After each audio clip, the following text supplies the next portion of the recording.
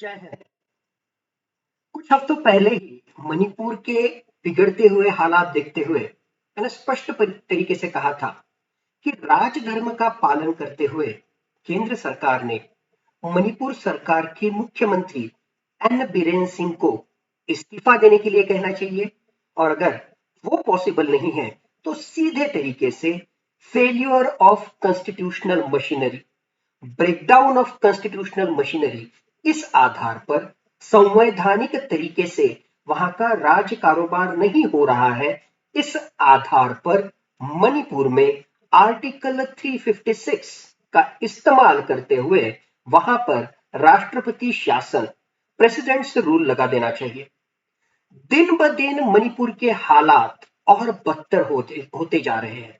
कुछ दिनों पहले ही संसद का अधिवेशन हुआ और उस संसद के अधिवेशन में विरोधी पक्ष द्वारा नो कॉन्फिडेंस मोशन, अविश्वास प्रस्ताव लाया गया, और उस अविश्वास प्रस्ताव का मुख्य आधार जो था वो था मणिपुर में जिस तरह के हालात बन रहे हैं, मणिपुर की जिस तरह की बिगड़ती परिस्थितियां हैं, उसको ध्यान देते हुए प्रधानमंत्री ने संसद के पटल पर अपना बयान रखना चाहिए और उस अविश्वास प्रस्ताव का मुकाबला करना चाहिए।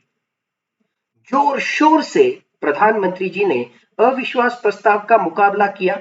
अविश्वास प्रस्ताव विरोधी पक्षों ने जो लाया था वो पूरी तरीके से नाकाम हो गया, लेकिन प्रधानमंत्री का 2 घंटे से भी ज्यादा चला हुआ जो भाषण था, उस स्पीच को अगर हम सुने तो वो पूरी तरीके से राजकीय इस तरह का वो स्पीच था। अब उस टोटल जो है डिबेट में मैं नहीं जाना चाहता हूं, लेकिन प्रधानमंत्री का उनके पॉइंट ऑफ व्यू से जो भाषण था वो पूरी तरीके से राजकीय था। जिस तरह के हालात थे, जिस तरह का कंटेक्स्ट था, नो कॉन्फिडेंस मोशन है यानी सरकार पर अविश्वास है, इसका मतलब सरकार कितना सक्षम है ये दिखाने के लिए बाकी सारी बातें प्रधानमंत्री जी ने की। किस तरीके से पहले के सरकार नाकाम रहे अलग अलग फ्रंट पर यह बताने की प्रधानमंत्री ने कोशिश की। विरोधी पक्ष के ऊपर जो है जोरदार हमला उन्होंने किया, लेकिन जिस मुख्य आधार पर ये अविश्वास प्रस्ताव लाया गया था, मणिपुर का जो विषय था, उसको कुछ मिनटों का ही समय प्रधानमंत्री ने जनरलाइज स्टेटमेंट देके उस डिबेट में उन्होंने उनका पार्टिसिपेशन किया था। मैं उसके वहां पे जो है डिटेल में नहीं जाना चाहता हूं, लेकिन प्रधानमंत्री के भाषण का अगर एक वाक्य में वहां पर एनालिसिस करना है तो मैं कहूंगा भटकाओ, अटकाओ और लटकाओ। मणिपुर का जो मुद्दा था वो उनके भाषण के माध्यम से विरोधी पक्ष को भटकाने की, लटकाने की और अटकाने की पूरी तरीके से कोशिश प्रधानमंत्री ने वहां पे की, और एटलीस्ट नो कॉन्फिडेंस मोशन के उस भाषण के माध्यम से प्रधानमंत्री जो है राजकीय तरीके से उसमें वो सक्सेसफुल हुए। लेकिन मणिपुर की परिस्थिति अगर हम देखेंगे तो आज भी मणिपुर की परिस्थिति जो है बहुत ही गंभीर है, और उसमें और एक पेच ऐड हुआ है बहुत बड़े तरीके से। वहां पर किस तरीके से ब्रेकिंग ऑफ कॉन्स्टिट्यूशनल मशीनरी, किस तरीके से संवैधानिक तरीके से मणिपुर का राज कारोबार नहीं चल रहा है, किस तरीके से वहां पर एक तरह का कॉन्स्टिट्यूशनल डेडलॉक तैयार हुआ है, इस तरह की परिस्थिति वहां पर निर्माण हुई। बेसिकली अगर हम संविधान का अध्ययन करें और उसमें का एक महत्वपूर्ण जो आर्टिकल है वो है आर्टिकल 174। आर्टिकल 174 क्या कहता है? आर्टिकल 174 के अनुसार जो विधिमंडल है, इसका मतलब स्टेट लेजिस्लेचर है, इसका ही मतलब वहां की जो विधानसभा है, तो एक साल में, एक वर्ष में विधानसभा के कम से कम 2 अधिवेशन होने चाहिए। इसका ही मतलब पिछला अधिवेशन और नया अधिवेशन, इसमें 6 महीने से ज्यादा, 180 दिन से ज्यादा का गैप नहीं होना चाहिए। इसका ही मतलब साल में कम से कम जो है विधानसभा के 2 अधिवेशन होने चाहिए। उसी तरह का मामला जो है वो संसद से संबंधित भी है। आर्टिकल हम 85 इंडियन कॉन्स्टिट्यूशन के आर्टिकल 85 का अगर हम अध्ययन करें, जहां पर सेशंस ऑफ पार्लियामेंट के बारे में बात की गई है, तो वहां पर भी यही बात कही है कि पार्लियामेंट, संसद के जो है कम से कम साल में 2 सेशन होने चाहिए। इसका ही मतलब 2 सेशन में का गैप ये 6 महीनों से ज्यादा 180 दिन से ज्यादा नहीं होना चाहिए। ये कॉन्स्टिट्यूशन ने कहा है। पार्लियामेंट के बारे में आर्टिकल 85 में दिया हुआ है और विधिमंडल के बारे में, राज्य की जो विधानसभा है उसके सेशन के बारे में आर्टिकल 174 में ये बात सीधी तरीके से वहां पे लिखी गई है। अब मणिपुर विधानसभा में भी इसी तरीके से होना चाहिए था। आर्टिकल 174 के अनुसार दो विधानसभा के असेंबली के सेशन के बीच में का जो पीरियड है वो 6 महीने से ज्यादा नहीं हो सकता है, 180 दिन से ज्यादा नहीं हो सकता है। मणिपुर का पिछला विधानसभा का सेशन हुआ था मार्च 2023 में, यानी मणिपुर का अगला विधानसभा का सेशन ये 4 सितंबर 2023 के पहले होना जरूरी है। ऑलरेडी हम 23 अगस्त में हैं और अगर 4 सितंबर 2023 से पहले मणिपुर का सेशन वहां पे लेना है तो उसके लिए मणिपुर की जो राज्यपाल महोदया है, अभी अनुसया जी है, मणिपुर के राज्यपाल महोदया ने उस तरह का नोटिफिकेशन निकालना जरूरी है और वो नोटिफिकेशन निकालने के 15 दिन बाद इस तरह का राज्य के विधिमंडल का, स्टेट लेजिस्लेचर का अधिवेशन बुलाया जा सकता है। अगर हम कैलकुलेशन करें, मान लो 23 अगस्त को भी अगर राज्यपाल महोदया उस तरह का नोटिफिकेशन निकालते हैं तो भी 15 दिन का गैप कंसिडर करते हुए 4 सितंबर 2023 को मणिपुर का विधिमंडल का अधिवेशन नहीं हो सकता है।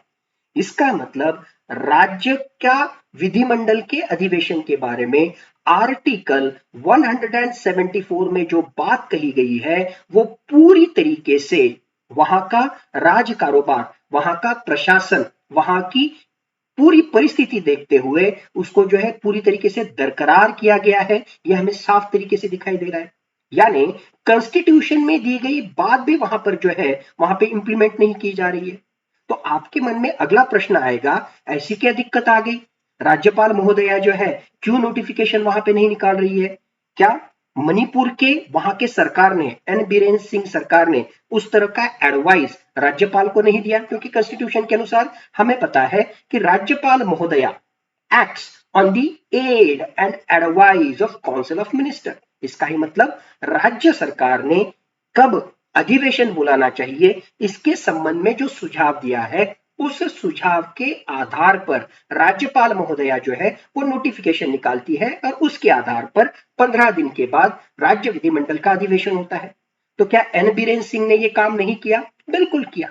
उन्होंने जो है, हम देखेंगे तो पिछले कई हफ्तों में वहां पर राज्यपाल के ऑफिस को, गवर्नर्स ऑफिस को एक तरह का जो है सुझाव वहां पे दिया स्पेशल सेशन बुलाने का। और वो स्पेशल सेशन जो है मुख्यतः जो मणिपुर के हालात है, मणिपुर की टेरिटोरियल इंटीग्रिटी, इसका ही मतलब मणिपुर एक है, मणिपुर के टुकड़े हम नहीं होने देंगे, इस विषय के आधार पर एक स्पेशल सेशन बुलाने का जो है सुझाव, उस तरह का नोटिफिकेशन राज्यपाल महोदया से निकले, इस तरह की बात एन बीरेन सिंह सरकार ने राज्यपाल महोदया को की थी। लेकिन उस आधार पर अभी तक राज्यपाल महोदया ने कोई भी नोटिफिकेशन नहीं निकाला। इतना ही नहीं, अब ऐसे हालात पैदा हो रहे हैं कि 4 सितंबर 2023 से पहले अगर मणिपुर विधिमंडल का अधिवेशन नहीं होता है तो मणिपुर विधिमंडल का पिछला अधिवेशन और अगला अधिवेशन, इसमें 6 महीने से ज्यादा, 180 दिन से ज्यादा का गैप हो जाएगा और इस तरीके से it would be breaking of constitutional machinery. इससे बेहतरीन और क्या कारण हो सकता है जहां पर आर्टिकल 356 के अंतर्गत राष्ट्रपति शासन, प्रेसिडेंट्स रूल ना लगाया जाए। लेकिन इसमें का असली राजकारण यह है कि कहीं ना कहीं मिनिस्ट्री ऑफ होम अफेयर्स, कहीं ना कहीं केंद्र सरकार का एजेंट बोलकर वहां की गवर्नर महोदया वहां पर काम कर रही है और केंद्र सरकार ने हो सकता है इस तरीके के निर्देश दिए हो कि इस तरह का नोटिफिकेशन ना निकाले। टेरिटोरियल इंटीग्रिटी ऑफ मणिपुर से रिलेटेड स्पेशल सेशन लेने के लिए जो है केंद्र सरकार शायद उस तरीके से जो है फेवरेबल ना हो।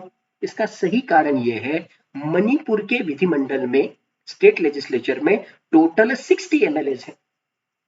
अब इन 60 विधायकों में से 10 विधायक जो है वो कुकी समाज के हैं।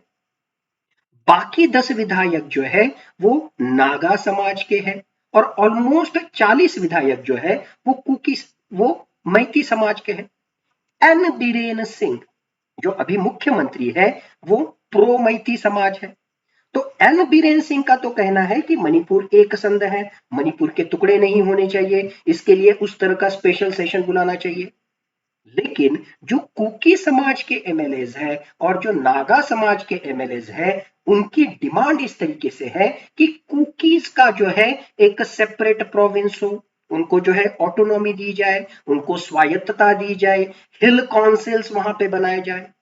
नागा एमएलए जो है उनकी तो पहले से डिमांड रही है कि मणिपुर का कुछ हिस्सा निकालकर ग्रेटर नागालैंड महानागालिगम नाम का एक सेपरेट जो प्रदेश बनाना है उसमें का मणिपुर का कुछ हिस्सा होना चाहिए। यानी कुकी समाज और नागा समाज के जो प्रतिनिधि है जो वहां के एमएलएज है उनकी demand territorial integrity of Manipur से संबंधित नहीं है। और इसमें खास बात यह है कि कुकी समाज के और नागा समाज के बहुसंख्य जो एमएलए है वो बीजेपी के हैं। अगर इस तरह का स्पेशल सेशन होता है तो कुकी समाज के इन 10 एमएलए ने कहा कि हम पार्टिसिपेट नहीं करेंगे, नागा समाज के इन 10 एमएलए ने कहा कि हम पार्टिसिपेट नहीं करेंगे। इसका ही मतलब इस अधिवेशन के माध्यम से सारे हिंदुस्तान के सामने, सारे विश्व के सामने आ जाएगा कि बीजेपी के एमएलए में ही मणिपुर की परिस्थिति से संबंधित बहुत सारा संभ्रम है, बहुत सारा विरोधाभास है, बहुत सारा कॉन्ट्रास्ट है। और इसकी वजह से कहीं ना कहीं बीजेपी और बीजेपी शासित केंद्र सरकार कैच 22 सिचुएशन में फंसा हुआ है। और इस राजकीय स्वार्थ को हासिल करने के लिए कॉन्स्टिट्यूशनल मशीनरी ब्रेकडाउन हो जाए तो हो जाए, कॉन्स्टिट्यूशनल पॉइंट ऑफ व्यू से जो कुछ रूल्स रेगुलेशंस है उनका अगर ब्रेकडाउन हो जाए, उनका अगर वायलेशन हो जाए तो हो जाए, लेकिन हमारा राजकीय स्वार्थ कहीं पे भी कॉम्प्रोमाइज नहीं होना चाहिए। इस तरह की भूमिका मुझे लगता है मणिपुर के बारे में फिलहाल अभी के केंद्र सरकार ने और उनको सपोर्ट करने वाले राज्य सरकार ने ली हुई है।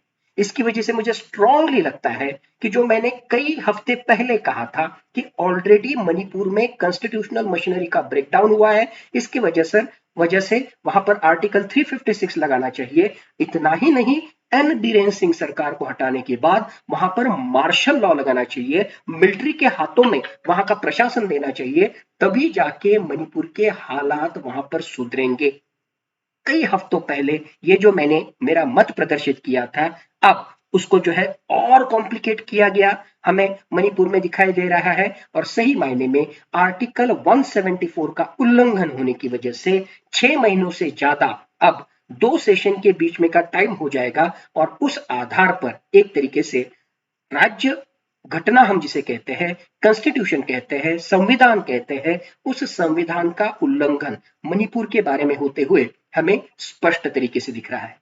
फिर से मेरी तब की जो डिमांड है मैं फिर से दोहराता हूं कि वहां पर कॉन्स्टिट्यूशनल मशीनरी का ब्रेकडाउन हुआ है, इसकी वजह से वहां पर राष्ट्रपति शासन लगाना चाहिए।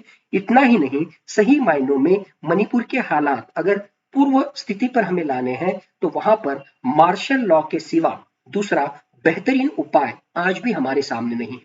इन शब्दों के साथ आज की इस चर्चा को मैं यहीं पे विराम देता हूं। That's all from my side. Thank you. जय हिंद।